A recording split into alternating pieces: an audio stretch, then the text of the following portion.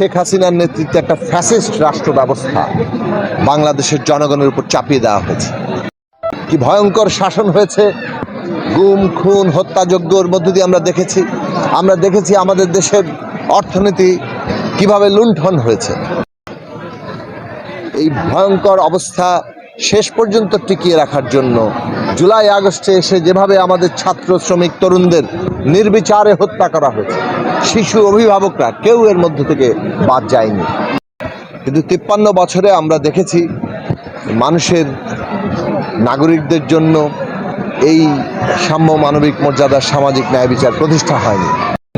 2024 সালে এসে 1971 সালের 14ই ডিসেম্বর যেভাবে পাকিস্তানি সেনাবাহিনী এবং তাদের সংশ্লিষ্ট সমস্ত দেশীয় গোষ্ঠীরা, রাজাকার, আলবদর, আল শামস বাহিনী, তারা যেভাবে বাংলাদেশের বুদ্ধিজীবীদের হত্যা করেছে, বাছাই করে করে টার্গেট করে করে তাদের বাড়ি থেকে ধরে নিয়ে এসে হত্যা করেছে।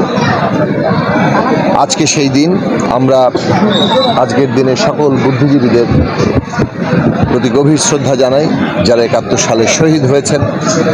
আমরা একই সাথে বাংলাদেশের এই রাষ্ট্রপত্তনে, আমাদের স্বাধীনতা সংগ্রামে সকল শহীদের প্রতি আমাদের গভীর শ্রদ্ধা জানাই। 1971 সালে একটা এই রক্তক্ষয়ী যে স্বাধীনতা সংগ্রাম, সেখানে মানুষের জন আকাঙ্ক্ষা ছিল সাম্য মানবিক মর্যাদা সামাজিক ন্যায় বিচার প্রতিষ্ঠা।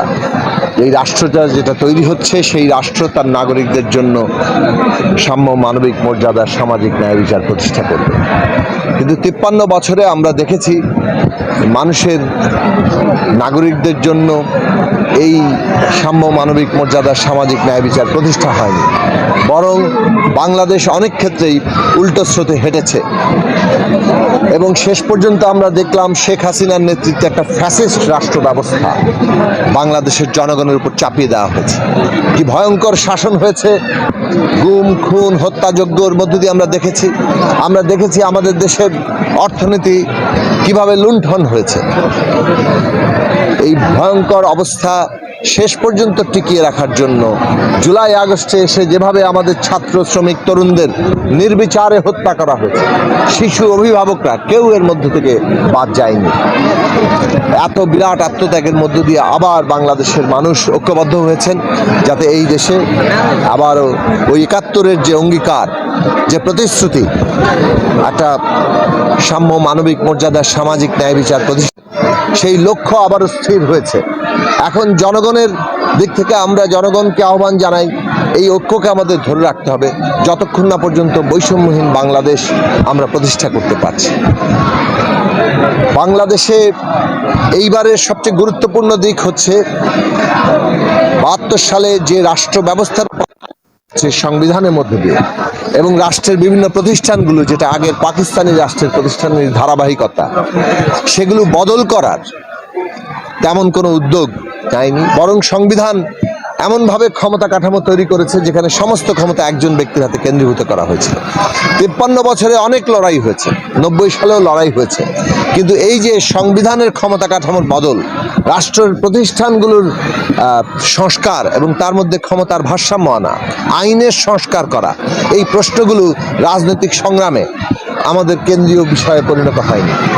এইবারের গণ অভ্যুত্থানের প্রধান বিষয় হচ্ছে যে এই রাষ্ট্র ব্যবস্থা বদল করতে হবে, প্রতিষ্ঠান আইনের সংস্কার করতে হবে এবং একটা গণতান্ত্রিক সংবিধান প্রতিষ্ঠা করতে হবে, যেখানে ক্ষমতায় যারা যাচ্ছে তারা জবাবদিহিতাহীন থাকতে পারবে না, তাদেরকে জনগণের কাছে জবাবদিহিতা করতে হবে, সেই কাঠামো তৈরি করতে হবে। আজকে সেই লক্ষ্যে বাংলাদেশ এগিয়ে যাচ্ছে। আমরা আশা করি অন্তর্বর্তী সরকার এই যে বাংলাদেশের মানুষের আকাঙ্ক্ষা, সে অনুযায়ী একটি গণতান্ত্রিক বাংলাদেশ, সেটা প্রতিষ্ঠার পথটাকে সুগম করবে, সেইটাকে আরও এগিয়ে নিয়ে যাওয়ার ক্ষেত্রে সবাইকে সহায়তা করবে এবং রাজনৈতিক দলগুলো ন্যূনতম গণতান্ত্রিক বাংলাদেশ প্রতিষ্ঠার ক্ষেত্রে যে ঐক্য, সে ঐক্য বজায় রাখবে। কেননা ফ্যাসিস্টরা এখনও তৎপর আছে, তাদের দেশি বিদেশি দোসররা তৎপর আছে। আমরা দেখছি যে তারা ভারতে আশ্রয় নিয়ে সেই দেশের গণমাধ্যম এবং তাদের সরকার, রাজনৈতিক দল সেগুলো সহযোগিতা নিয়ে তারা বাংলাদেশকে অস্থিতিশীল করার চেষ্টা করছে, বাংলাদেশকে এমনভাবে চিত্রিত করার চেষ্টা করছে সারা দুনিয়ার সামনে যেটা সম্পূর্ণভাবে ভিত্তিহীন এবং মিথ্যা। বাংলাদেশে মানুষের অধিকারের জন্য বাংলাদেশ কাজ করছে। সুযোগ সন্ধানীরা, ফাঁসিবাদের দোসররা এই দেশে নানাভাবে মানুষের নিরাপত্তা বিঘ্নিত করছে। হিন্দু সম্প্রদায় কিংবা অন্য সম্প্রদায়, ধর্মীয় জাতিগত অর্থে কোথাও কোথাও ঘটনা ঘটছে, কিন্তু সেই ঘটনাগুলোকে বিচার করার জন্য এই সরকার কাজ করছে সম্পূর্ণ মিথ্যা তথ্য দিয়ে, নানাভাবে আন্তর্জাতিক পরিসরে বাংলাদেশকে চিত্রিত করার চেষ্টা করছে। তার বিরুদ্ধে আমার ঐক্যবদ্ধ থাকতে হবে, লড়াই করতে হবে।